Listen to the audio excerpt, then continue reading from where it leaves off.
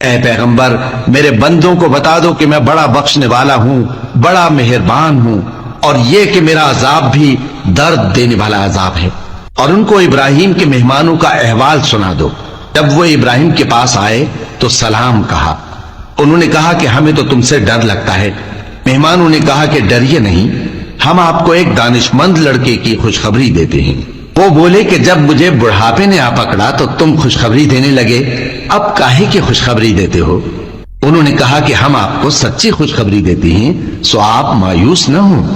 ابراہیم نے کہا کہ اللہ کی رحمت سے مایوس ہونا تو گمراہوں کا کام ہے۔ پھر کہنے لگے کہ فرشتوں، تمہارا اصل کام کیا ہے؟ انہوں نے کہا کہ ہم ایک گناہگار قوم کی طرف بھیجے گئے ہیں کہ اس کو عذاب کریں، مگر لوط کے گھر والے کہ ان سب کو ہم بچا لیں گے، البتہ ان کی بیوی کہ اس کے لیے ہم نے ٹھہرا دیا ہے کہ وہ پیچھے رہ جائے گی۔ پھر جب فرشتے لوط کے گھر آئے تو انہوں نے کہا کہ تم تو ناآشنا سے لوگ ہو۔ وہ بولے کہ نہیں، بلکہ ہم آپ کے پاس وہ چیز لے کر آئے ہیں جس میں لوگ شک کرتے تھے، اور ہم آپ کے پاس یقینی بات لے کر آئے ہیں اور ہم سچ کہتے ہیں۔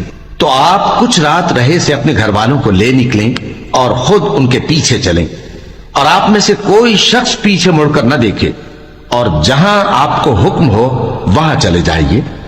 اور ہم نے لوط کی طرف وہی بھیجی کہ ان لوگوں کی جڑ صبح ہوتے ہوتے کاٹ دی جائے گی۔ اور اہل شہر لوط کے پاس خوش خوش دوڑے آئے۔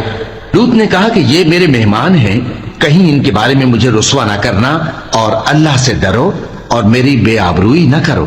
وہ بولے، کیا ہم نے تم کو سارے جہان کی حمایت و طرفداری سے منع نہیں کیا؟ انہوں نے کہا کہ اگر تمہیں کرنا ہی ہے تو یہ میری قوم کی لڑکیاں ہیں، ان سے شادی کر لو۔